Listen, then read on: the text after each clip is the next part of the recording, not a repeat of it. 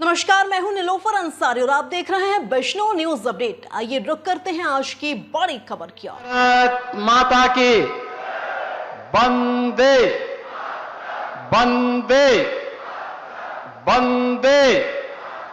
महाराज सुहेल देव की, महाराज सुहेल देव, महर्षि बालार्क की, महर्षि बालार्क की, पार्वती पति बालार्क की, नमः पार्वती पतिये।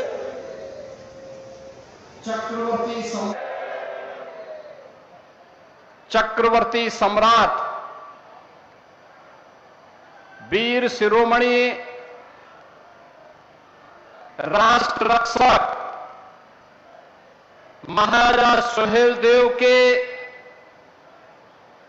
विजयोत्सव कार्यक्रम में आज मंच पर उपस्थित उत्तर प्रदेश सरकार में मंत्रिमंडल के मेरे सहयोगी, जनपद बहराइच के प्रभारी मंत्री श्री सूर्य प्रताप शाही जी, उत्तर प्रदेश सरकार में ही मंत्रिमंडल के मेरे सहयोगी, सुहेल देव राजभर पार्टी के अध्यक्ष श्री ओम प्रकाश राजभर जी, इस पूरे कार्यक्रम के संयोजक जिनके नेतृत्व में यहां पर यह भव्य स्मारक बना है, प्रदेश के पर्यटन और संस्कृति मंत्री श्री जयवीर सिंह जी, माननीय सांसद आनंद कुमार गौड़ जी, माननीय विधायक श्रीमती अनुपमा जायसवाल जी, माननीय विधायक गण श्री सुरेश्वर सिंह जी, सुभाष त्रिपाठी जी, श्रीमती सरोज सोनकर जी, श्री राम निवास वर्मा जी, श्री दूधराम जी, श्री वेदीराम जी, श्रीमती मंजू सिंह जी, विधान परिषद सदस्य पदम सेन चौधरी जी, डॉक्टर प्रज्ञा त्रिपाठी जी, पूर्व मंत्री मुकुट बिहारी वर्मा जी, सुभाषपा के राष्ट्रीय प्रमुख डॉक्टर अरविंद राजभर जी, अरुण कुमार राजभर जी, राधिका पटेल जी, बिच्छेराम राजभर जी, भारतीय जनता पार्टी के जिलाध्यक्ष श्री ब्रजेश पांडे जी और उपाध्यक्ष महाराजा सुहेल देव स्मृति न्यास श्री यशवेंद्र विक्रम सिंह जी, भारी संख्या में उपस्थित महाराजा सुहेल देव के प्रति श्रद्धा और सम्मान का भाव रखने वाले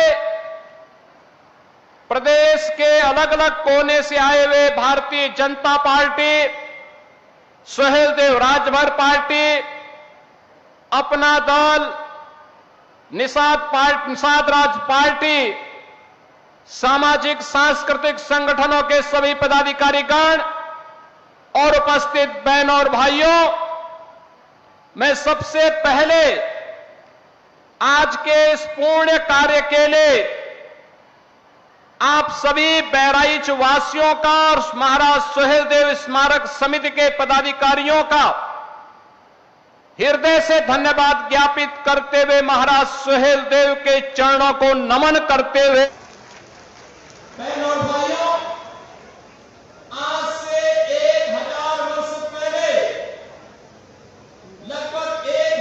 पहले, लगभग 1000 वर्ष पहले विदेशी आक्रांताओं को जवाब क्या होना चाहिए, उसकी मिसाल प्रस्तुत करने वाले महाराज सुहेल देव को जो इतिहास में सम्मान मिलना चाहिए था, नहीं मिला।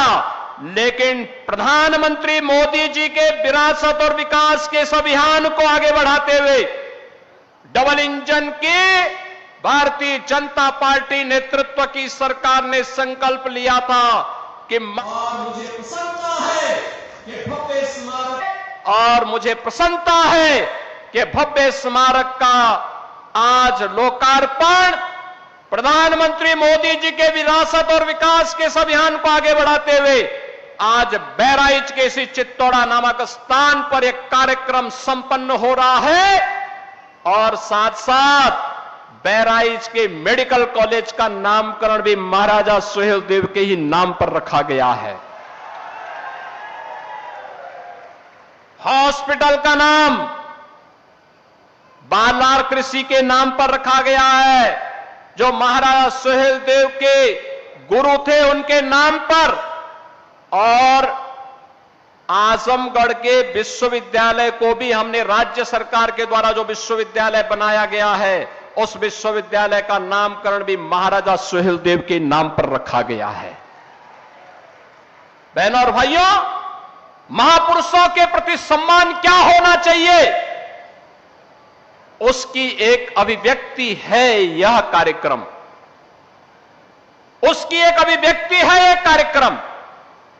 और मैंने इसीलिए बहराइच के एक कार्यक्रम में आकर के तब कहा था, मैंने कहा था बहराइच की एक धरती पर आकर के मैंने कहा था कि विदेशी आक्रांताओं का महिमामंडन बंद होना चाहिए, राष्ट्र नायकों का सम्मान होना चाहिए, हर हाल में सम्मान होना चाहिए। और 1000 साल पहले इस प्रकार के शौर्य और पराक्रम की गाथा एक इतिहास थी, वह सच करके दिखाया था। महाराज सुहेलदेव ने इसी भूमि पर दिखाया था। आज ही की तिथि है 10 जून 1934। 10 जून 1934 और 10 जून 1934 की तिथि पर जब महाराजा सुहेलदेव ने एक विदेशी आक्रांता जो गजनी से चला था भारत को लूटने के लिए, अपनी लगभग 3 लाख की सेना को लेकर, लेकिन उस विदेशी आक्रांता को, उस बर्बर आक्रांता को रोकने की युक्ति महाराज सुहेलदेव ने अपनी कूटनीति के नाते उन्होंने बड़ी प्रखरता के साथ मथुरा से लेकर के बहराइच तक पग पग पर उसके लिए इतनी बाधाएं खड़ी की कि यहां पहुंचते पहुंचते उस दुर्दांत आक्रांता की आधी सेना समाप्त हो चुकी थी। और जब इस चित्तौड़ा नामक स्थान पर महाराज सुहेलदेव के सामने पड़ा तो महाराज सुहेलदेव के साथ कुल 20 से 25 हजार योद्धा थे। 1.5 लाख योद्धा सालार मसूद के साथ पास थे, लेकिन 20 से 25 हजार इन वीर बांकुरों ने उन विदेशी आक्रांताओं को गाजर और मूली की तरह ऐसा काटा कि उसके बाद वो दुष्ट सालार मसूद यहां जिंदा पकड़ लिया गया और उसको सजा भी ऐसी हुई कि जो इस्लाम के अनुसार जहन्नुम में जाने की गारंटी देता है। बहनों और भाइयों, और इसीलिए हम कहते हैं, इसीलिए प्रण था प्रधानमंत्री मोदी जी का एक इस बारे में आदेश था कि राष्ट्र नायकों का सम्मान होना चाहिए। और इसीलिए उस प्रण और उस भाव को व्यक्त करने के लिए मन में एक इच्छा थी, महाराजा सुहेलदेव को जो सम्मान मिलना चाहिए था, इतिहास ने भले ही उनके साथ नाइंसाफी की है, लेकिन डबल इंजन की सरकार उनके साथ नाइंसाफी नहीं होने देगी, क्योंकि हमारे सामने प्रेरणा पुरुष के रूप में ऐसा महापुरुष शौर्य और पराक्रम का प्रतीक होना ही चाहिए जो महाराज सुहेलदेव के रूप में आज हमारे सामने है। और आज उनका एक भव्य स्मारक यहां पर हम लोगों ने बना करके आज बहराइच वासियों को, पूर्वांचल वासियों को, जिन लोगों को जिन्होंने महाराज सुहेलदेव के साथ इस पराक्रम में युद्ध लिया था, उस युद्ध में भाग लेकर के भारत को विधर्मियों के आक्रमण से बचाया था, भारत की धर्म और संस्कृति को बचाने का काम किया था, धरा को भी और धर्म को भी बचाने का काम किया था, उन लोगों को पददलित कर दिया गया, वंचित कर दिया गया, बुनियादी सुविधाओं से वंचित कर दिया गया। और मैं पूछना चाहता हूं आज इसी अवसर पर कांग्रेस को, समाजवादी पार्टी को, अन्य दलों को पूछना चाहता हूं, क्या किया उन्होंने? क्या किया उन्होंने? महाराज सुहेलदेव को क्यों नहीं सम्मान मिल पाया? क्यों नहीं सम्मान मिल पाया? आखिर महाराज सुहेलदेव के नाम पर यह भव्य स्मारक पहले क्यों नहीं बन पाया? आजादी के बाद क्यों नहीं बन पाया? महाराज सुहेलदेव को यह सम्मान पहले बनाने का काम जो होना चाहिए था, उनके नाम पे मेडिकल कॉलेज क्यों नहीं बन पाए? उनके नाम पर विश्वविद्यालय पहले क्यों नहीं बन पाए? क्योंकि वोट बैंक की तो चिंता थी, लेकिन महापुरुषों का नाम अगर रख देंगे तो कहीं तुष्टीकरण की नीति फेल न हो जाए और मुस्लिम वोट बैंक के नाते वे लोग उन विदेशी आक्रांताओं के खिलाफ एक भी शब्द नहीं बोलते थे। और मैं यही बोलना चाहता हूं उन लोगों से जो लोग आज भी जिन्ना का महिमा मंडन करते हैं।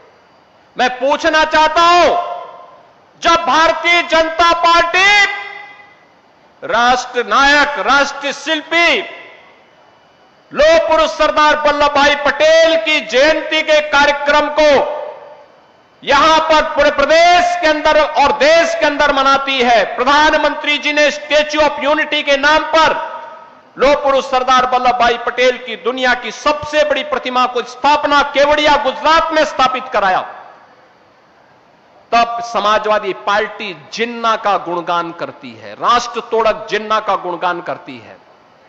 जब हम लोग महाराजा सुहेलदेव के विजयोत्सव को मनाने की बात करते थे, तब कांग्रेस और समाजवादी पार्टी में होड़ लगती थी कि नहीं, गाजी मियां का विवाह होना चाहिए।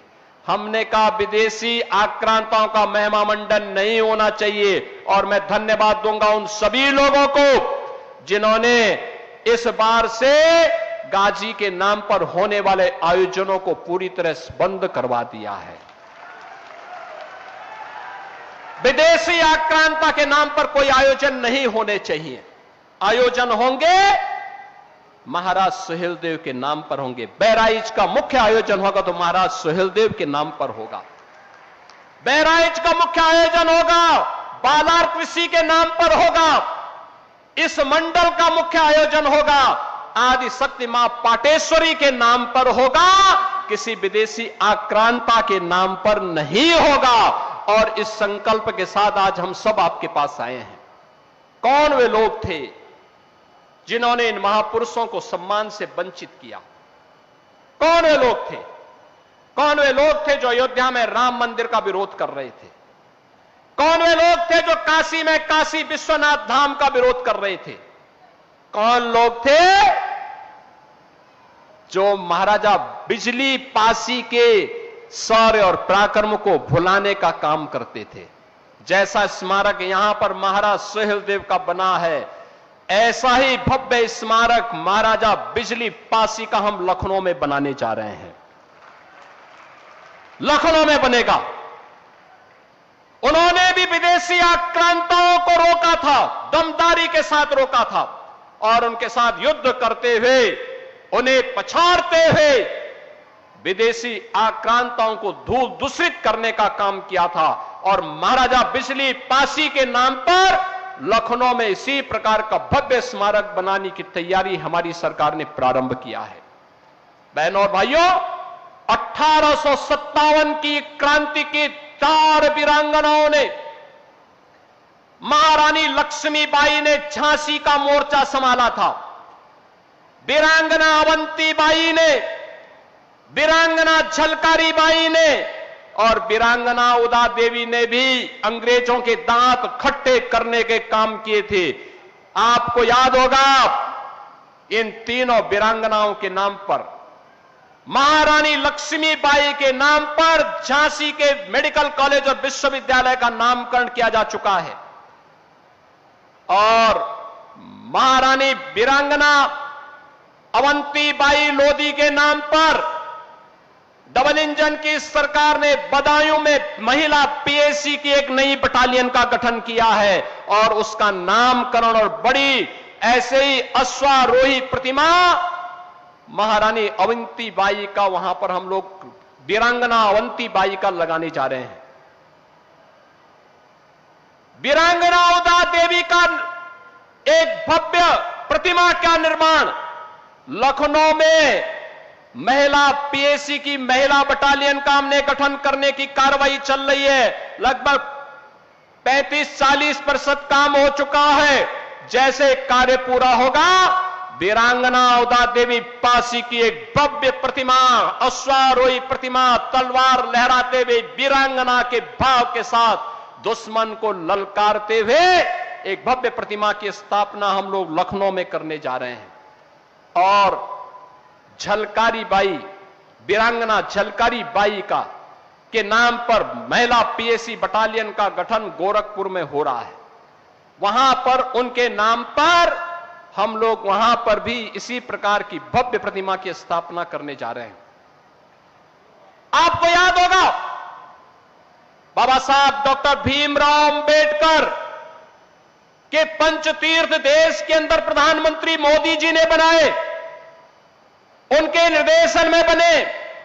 पंचतीर्थ के साथ साथ बाबा साहब भीमराव अंबेडकर से जुड़े हुए स्थलों को सम्मान मिले। इसके लिए लखनऊ में एक भव्य स्मारक और सांस्कृतिक केंद्र का निर्माण युद्ध स्तर पर चल रहा है। इस वर्ष के अंत तक वह भव्य स्मारक बन करके तैयार होगा और हम उम्मीद करते हैं कि बाबा साहब की पुण्यतिथि 6 दिसंबर तक वह बन करके तैयार होकर के अनुसूचित जाति जनजाति के छात्रों के लिए स्कॉलरशिप की व्यवस्था देते हुए उसका संचालन भी हम आगे करने का काम करेंगे। बहनों और भाइयों, संत रविदास की स्मृति में उनकी जन्मभूमि चीर गोवर्धन में भी एक भव्य स्मारक और सुंदरीकरण का काम प्रधानमंत्री मोदी जी के निर्देशन में पूरा हुआ है। और हम सब तक राम को पहुंचाने वाले त्रिकालदर्शी ऋषि महर्षि वाल्मीकि की साधना भूमि लालापुर में महर्षि वाल्मीकि की आश्रम के सुंदरीकरण का काम भी पूरी भव्यता के साथ संपन्न हुआ है। बहनों और भाइयों, यही नहीं, प्रयागराज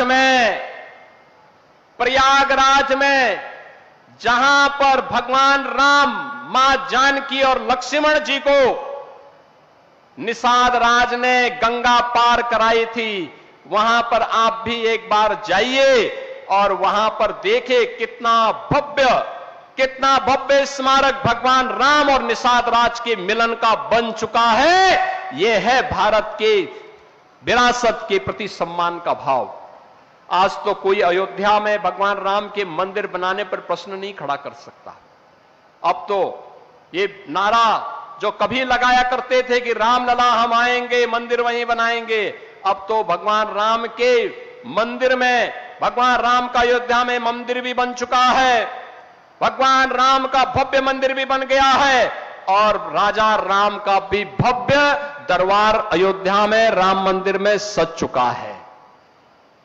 अब अयोध्या दुनिया की सुंदरतम नगरी हो गई है, नैमिषारण्य सुंदरतम नगरी हो रही है। और आज के इस अवसर पर जो हम एक कार्यक्रम आगे कर रहे हैं, आज महाराजा बलभद्र सिंह जी की भी पावन जयंती है। इस अवसर पर मैं उनकी स्मृतियों को भी नमन करता हूं।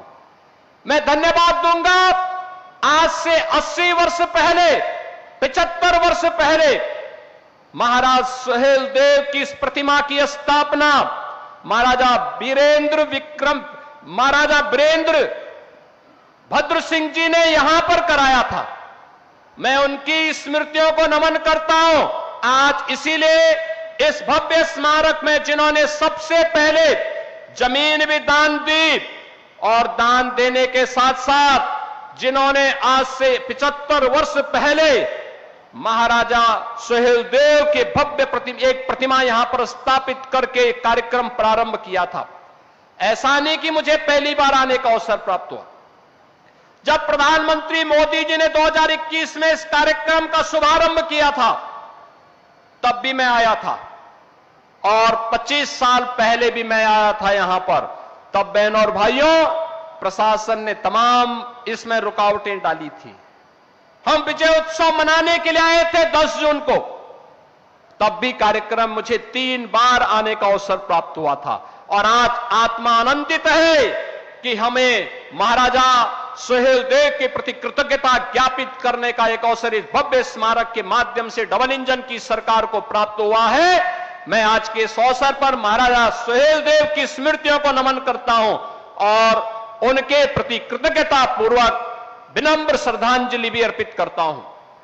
बहनों और भाइयों, आज जब ये भव्य कार्य हो रहा है, ये शुभ कार्य हो रहा है, तो याद करना इस कार्यक्रम के साथ 1250 करोड़ रुपए की सौगात भी बहराइच वासियों को प्राप्त हो रहा है।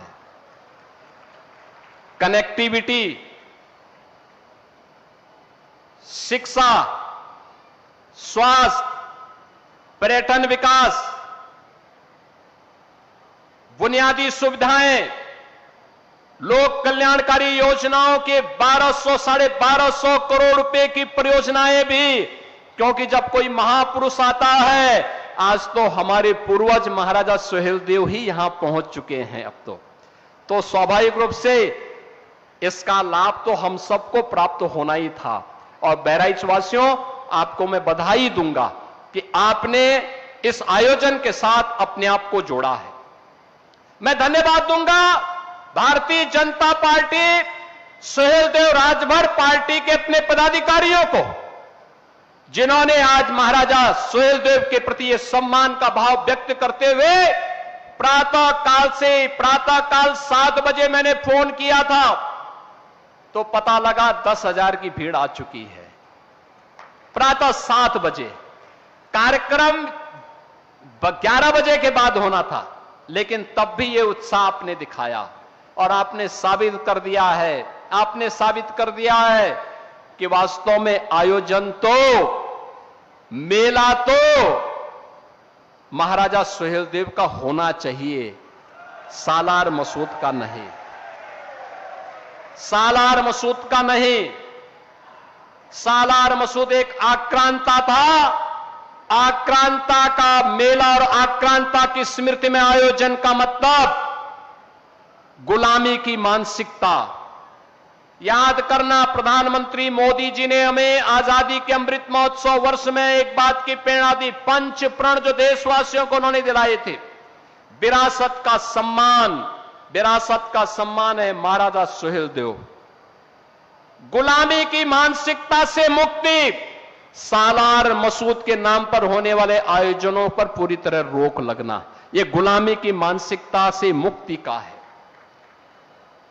कानून का सम्मान, एक साथ इतनी भारी संख्या में प्रातः काल से लोग आए, शालीनता के साथ कानून का पालन कर रहे हैं और एकता का प्रदर्शन भी कर रहे हैं। कोई जाति का भेद नहीं, कोई मत का भेद नहीं, कोई संप्रदाय का भेद नहीं, हम सब एक हैं। अपने महाराजा सुहेलदेव को सम्मान देने के लिए, उनके प्रति कृतज्ञता ज्ञापित करने के लिए यहां पर एकत्र हुए हैं और कर्तव्यों का पालन, हम सब अपने कर्तव्यों का पालन करते हुए कि हमारा बाबा साहब भीमराव अंबेडकर जी ने जो कर्तव्यों की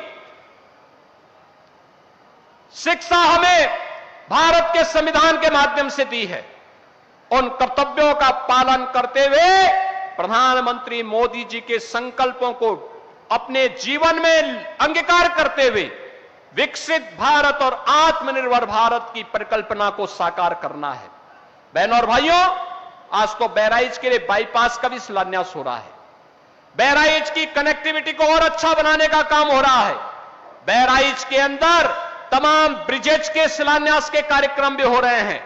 तकनीकी संस्थानों का शुभारंभ भी होने जा रहा है, स्वास्थ्य के केंद्रों का भी, और जल जीवन मिशन से जुड़े हुए पानी हर घर नल की योजनाओं का भी, बाढ़ बचाव के कार्यों का भी और अन्य तमाम अन्य योजनाओं को भी हम यहां इस कार्यक्रम के साथ जोड़ रहे हैं।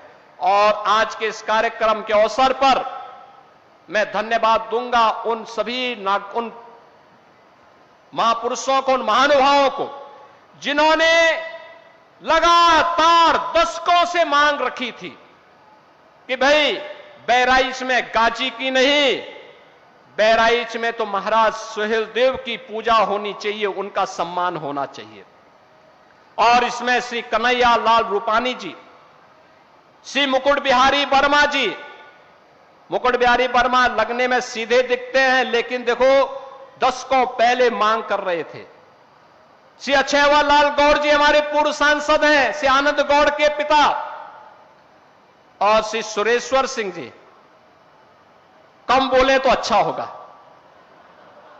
श्रीमती अनुपमा जायसवाल जी, श्री पदम सेन चौधरी जी हमारे विधान परिषद से सदस्य हैं, श्री श्याम करण टेकड़ीवाल पूर्व जिलाध्यक्ष भारतीय जनता पार्टी, श्री कृष्ण मोहन गोयल, श्री दिलीप गुप्ता जी, स्वर्गीय हनुमान प्रसाद शर्मा जी जो अब नहीं है, मैं इस अवसर पर इस स्मारक के माध्यम से उन्हें विनम्र श्रद्धांजलि अर्पित करता हूं और भगवान सूर्यदेव से, माता पाटेश्वरी से, क्योंकि मां पाटेश्वरी का दर्शन करने के लिए महाराज सुहेलदेव प्रतिदिन देवीपाटन मंदिर जाया करते थे।